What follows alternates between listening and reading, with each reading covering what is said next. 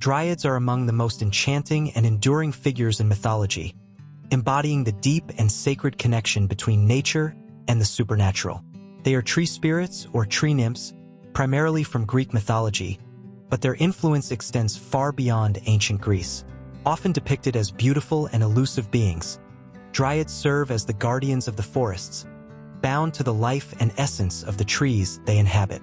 Their presence in folklore and mythology highlights the reverence ancient cultures held for the natural world and the belief that every tree, every grove, had a spirit watching over it.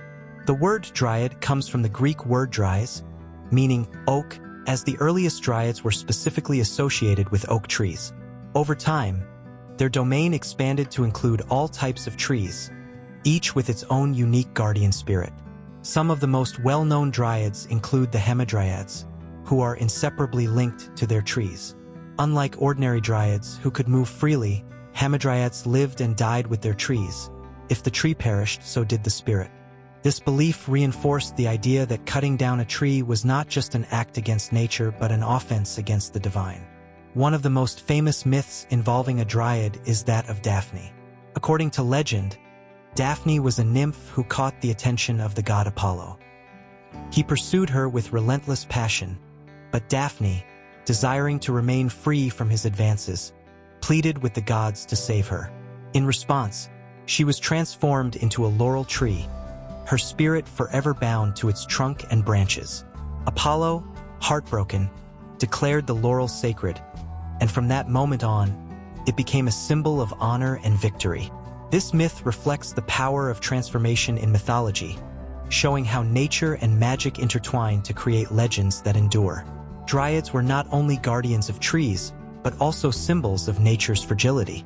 Many stories warn of the consequences of harming the forests, as dryads could be vengeful if their trees were threatened.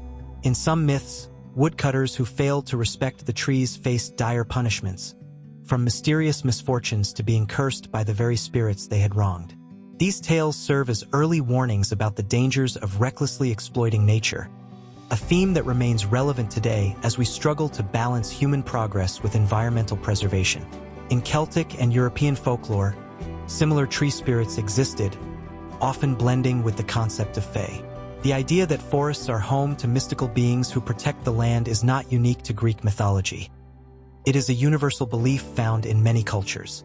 Whether in the form of dryads, siddhi, or other woodland spirits, these beings serve as reminders that nature is alive, sacred, and deserving of respect. Even in modern times, dryads continue to capture the imagination.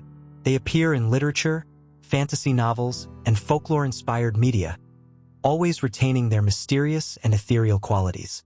Their stories remind us of the magic that exists in the natural world, urging us to see the trees not just as resources, but as living, breathing entities that have stood the test of time.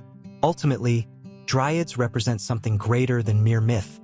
They are the soul of the forest, the protectors of the wild, and the embodiment of the ancient bond between humans and nature.